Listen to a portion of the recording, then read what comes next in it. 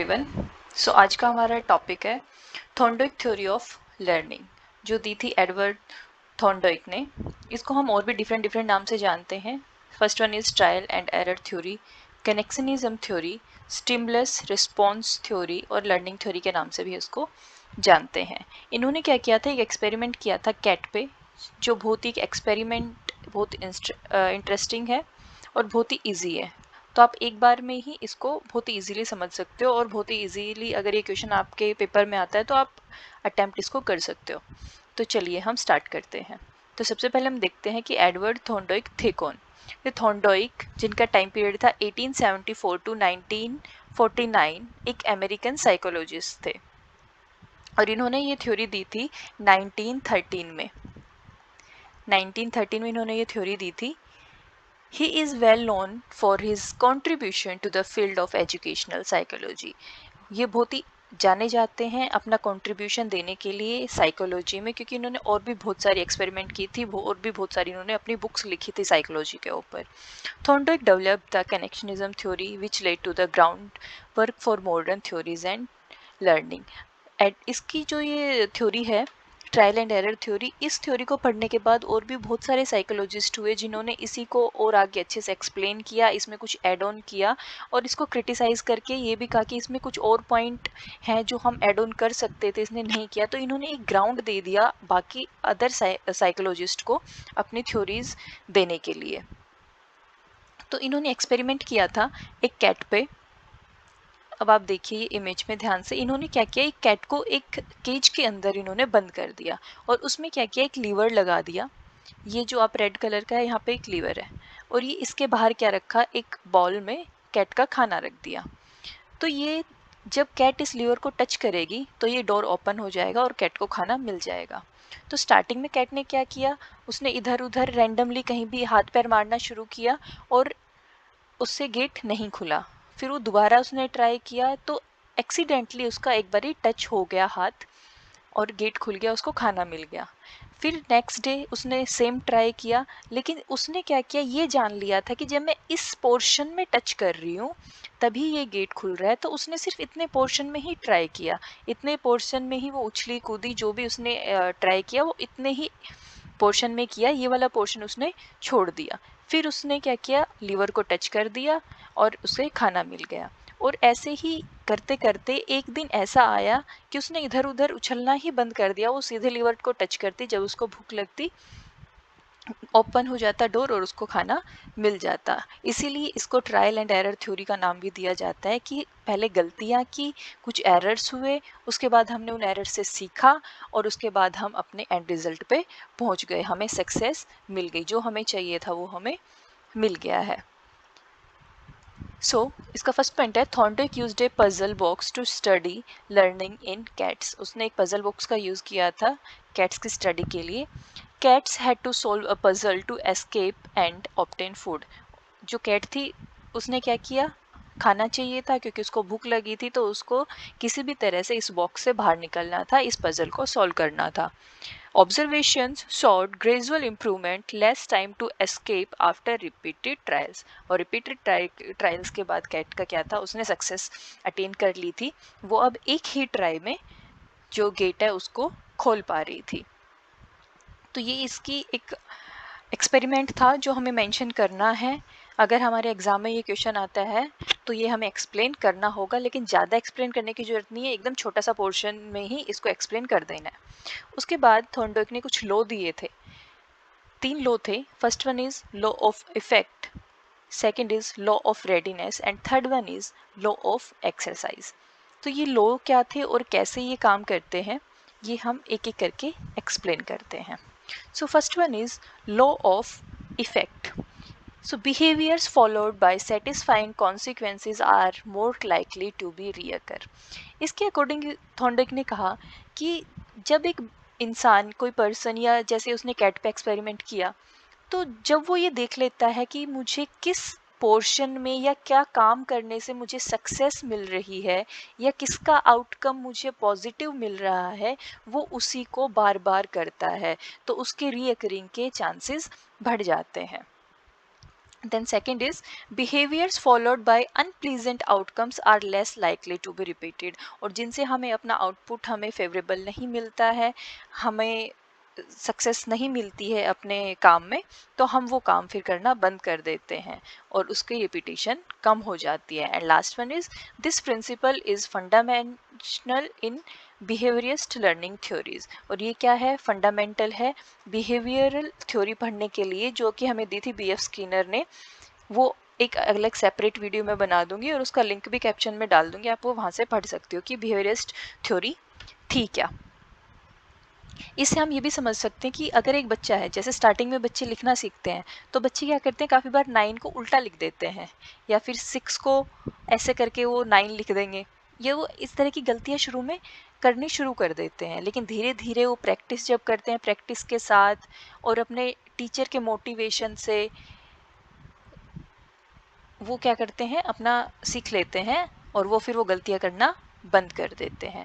अगर हम दूसरा एक एग्जांपल लेके देखें, तो अगर कोई बच्चा मैथ्स का कोई क्वेश्चन सॉल्व कर रहा है और किसी मैथ कोई एक पर्टिकुलर उसने मेथड लिया, उससे उसका जो सॉल्यूशन है, बार बार उसका आंसर जो है वो गलत आ रहा है, और उसने कोई दूसरा मेथड अपनाया और उससे उसका सॉल्यूशन ठीक आ गया है, तो वो जो गलत मेथड से कर रहा था वो मेथड एलिमिनेट कर देगा और वो वही मेथड यूज़ करेगा जिससे उसका जो आंसर है वो ठीक आ रहा है.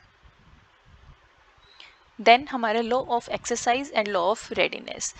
इसमें कहता है कि लॉ ऑफ एक्सरसाइज, कि अगर हम किसी चीज़ को बार बार प्रैक्टिस करें, बार बार अगर हम किसी चीज़ को रिपीट करें, तो वो हमारी गलतियाँ ठीक हो जाती हैं, हम गलतियाँ एलिमिनेट कर सकते हैं अपनी हैबिट से. ये हमारी डेली लाइफ में भी हम अप्लाई कर सकते हैं, हमारी स्टडीज़ में भी अप्लाई कर सकते हैं, कि प्रैक्टिस से हमारे जो एरर्स हैं वो एलिमिनेट हो जाते हैं और हम सक्सेस की तरफ बढ़ जाते हैं. तो ये लोग यही कहते हैं कि connections and strength with practice and weekend without it, कि अगर हम प्रैक्टिस करते हैं तो हमें स्ट्रेंथ मिलती है और अगर हम प्रैक्टिस नहीं करते हैं तो हम वीक हो जाते हैं. और लॉ ऑफ रेडीनेस क्या कहता है कि motivation determines when connections can be formed. अब जैसे अगर आप किसी बच्चे को कुछ पढ़ाना चाहो और बच्चा मेंटली रेडी ही नहीं है पढ़ने के लिए, तो आप उसको सामने कितना ही अच्छे से प्रेजेंट कर लो अपने आप को, या कितना ही इजी वे में प्रेजेंट कर लो, बच्चा नहीं समझेगा कोई भी चीज़, वो नहीं पढ़ेगा. तो कोई भी काम करने के लिए पहले उस बंदे का रेडी होना ज़रूरी है. जब तक वो रेडी नहीं है, अब जैसे अगर हम कैट की बात करें, तो कैट को अगर भूख नहीं लगी है और कैट को खाना चाहिए ही नहीं, वो रेडी नहीं है कुछ करने के लिए, तो वो उस बॉक्स में रह जाती, ना वो कोशिश करती, ना उसका बॉक्स खुलता और ना ही उसे खाना मिलता. So these laws explain the role of repetition and motivation in learning. तो ये लोग हमें बताते हैं कि रिपीटेशन और मोटिवेशन का बहुत ही बड़ा रोल है हमारी लर्निंग में. हमें बार बार रिपीट करनी चाहिए, चीज़ों की प्रैक्टिस करनी चाहिए और सेल्फ मोटिवेशन हमारे अंदर होना चाहिए, तभी हम कोई काम कर सकते हैं. इसके अलावा थॉर्नडाइक ने कुछ एलिमेंट्स की बात की थी, सो हम देखते हैं वो कौन से एलिमेंट्स हैं, और ये आप सीक्वेंस में ही लिखना क्योंकि आपको इजी पड़ेगा लर्न करने में. सो फर्स्ट वन इस था मोटिवेशन, कि कोई भी काम करने के लिए, किसी भी काम की स्टार्टिंग के लिए हमारे पास मोटिवेशन होना चाहिए. जैसे कि कैट के पास उसका मोटिवेशन क्या था, उसकी हंगर, उसको भूख लगी थी तभी उसने ट्राई किया उस केज को खोलने का और फूड लेने के लिए. Then second one is block and barriers, कि हमने मोटिवेशन तो हमें मिल गया, हमने काम स्टार्ट भी कर दिया है, लेकिन उस काम को करने के लिए हमारे रास्ते में क्या क्या बैरियर्स आ रहे हैं. Then third one is random responses. फिर कैट ने क्या किया था, रैंडम रिस्पॉन्सेज देने शुरू किए थे. इधर उधर वो ऐसे ही उछल कूद कर रही थी लीवर को टच करने के लिए, और उसका फिर क्या हुआ था, बाय चांस उसको सक्सेस मिल गई थी. तो fourth one is chance success. उसका क्या हुआ था, गलती से टच हो गया था लीवर पे और जो है उसका जो केज का डोर है वो खुल गया था. अब कैट को पता चल गया था कि इसी डायरेक्शन में मुझे टच करना है, तो वो अब क्या करेगी, एलिमिनेट कर देगी रॉन्ग रिस्पॉन्सेज को. So elimination of wrong responses, wrong responses को एलिमिनेट कर देना है. अब हमें गलतियां नहीं करनी है. Elimination of wrong responses. Then next one is establishment of right responses, कि अब हमें पता चल गया कि कौन सी चीज़ें सही हैं। जैसे कैट को एंड में पता चल गया था उस पर्टिकुलर पॉइंट के बारे में जहाँ उसको टच करना था, तो वो क्या कर रही थी, एंड में जाके सिर्फ वहीं पे ही टच कर रही थी। And last one is goal achievement.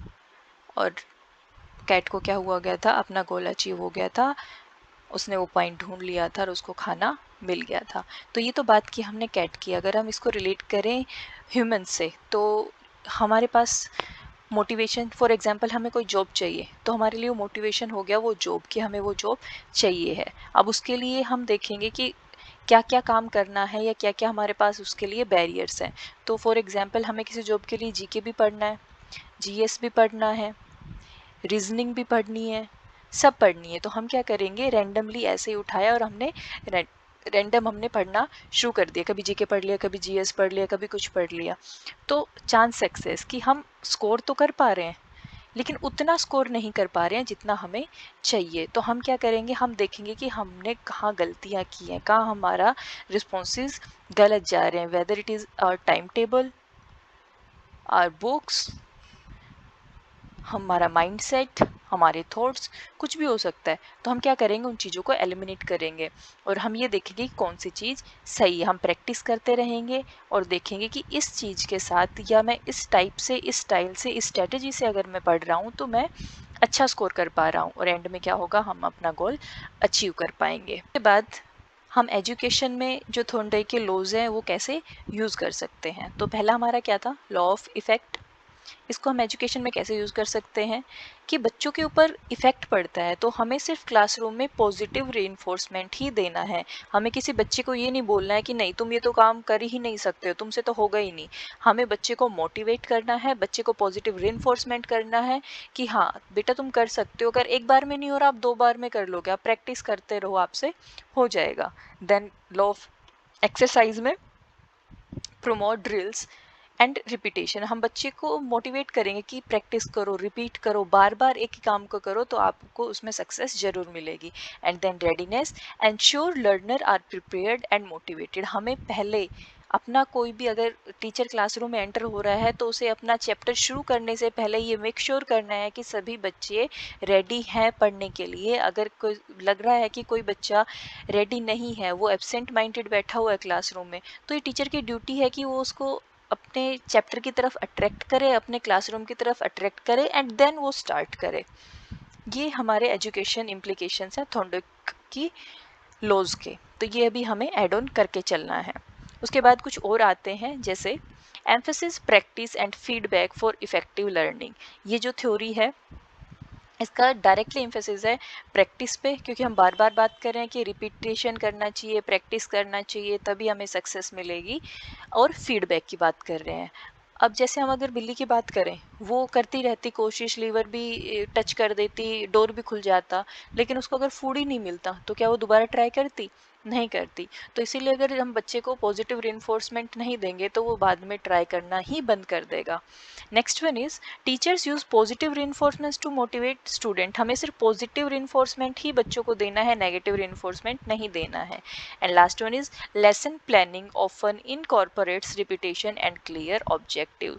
हमें अपना लेसन प्लान जब भी क्लासरूम में एंटर करें, हमारे पास हमारा लेसन प्लान होना चाहिए, ताकि हम बच्चे को एक सीक्वेंस में पढ़ा सके। ये नहीं कि रैंडमली हमने टॉपिक शुरू किया, फिर हमने दूसरा टॉपिक उठा लिया, ना बच्चे को पहला वाला टॉपिक क्लियर हुआ, ना दूसरा वाला क्लियर हुआ।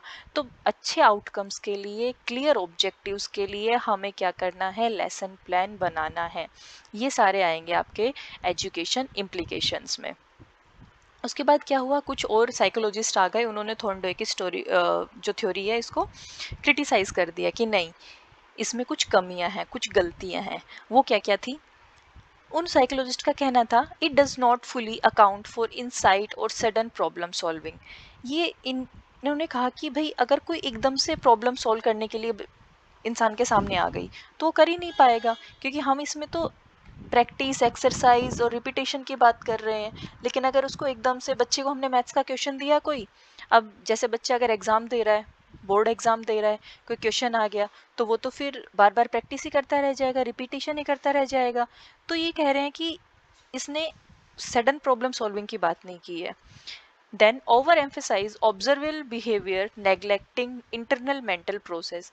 उन्होंने कहा कि हमने इसमें उन्हीं चीज़ों की बात की है जो हम ऑब्जर्व कर सकते हैं। जैसे हम बिल्ली इधर उधर उछल कूद कर रही थी तो हमने जो भी ऑब्जर्व किया हमने सिर्फ उसी की बात की। लेकिन जो बच्चा या जो कैट ने अपने माइंड में सोचा, जो उसकी मेंटल प्रोसेस रहेगी, उसके बारे में तो हमने बात ही नहीं की। अब जैसे कोई भी प्रॉब्लम आ गई किसी इंसान के सामने तो मेंटली भी उसके बारे में सोच सकता है, उसका सॉल्यूशन ढूंढ सकता है, लेकिन हमने उस बारे में तो कोई बात ही नहीं की। थॉर्नडाइक ने, ये इसका क्रिटिसिज्म हुआ। Then last one is more recent cognitive theories address this gap.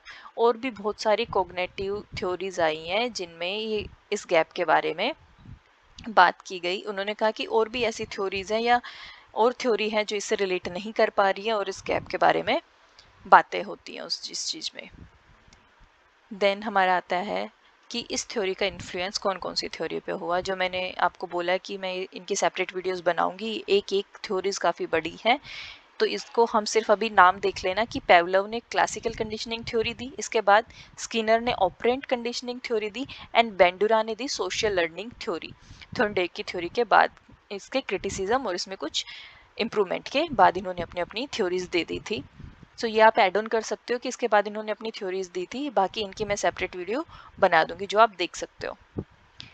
Then हमें एंड में इसको कंक्लूड करना है कि जो थॉर्नडाइक की रिसर्च थी वो एजुकेशनल साइकोलॉजी में काम करता है। His laws continue to influence teaching practice को इन्फ्लुएंस करता है। इसके आप एलिमेंट्स भी इसमें लिख सकते हो कि इसने 7 एलिमेंट्स दिए थे, और इसमें आप इसके लॉज के बारे में बता सकते हो कि इसने 3 लॉज दिए थे, और ऐसे आपको 4 to 5 लाइन्स में ये पूरी थ्योरी को कंक्लूड कर देना है। और लास्ट में understanding this theory helps educators design better learning experience. इस थ्योरी की जो अंडरस्टैंडिंग है वो एजुकेटर्स का हेल्प करता है अच्छे लर्निंग एक्सपीरियंस को डिज़ाइन करने के लिए। आई होप आपको वीडियो अच्छी लगी होगी। So thank you, like share and subscribe.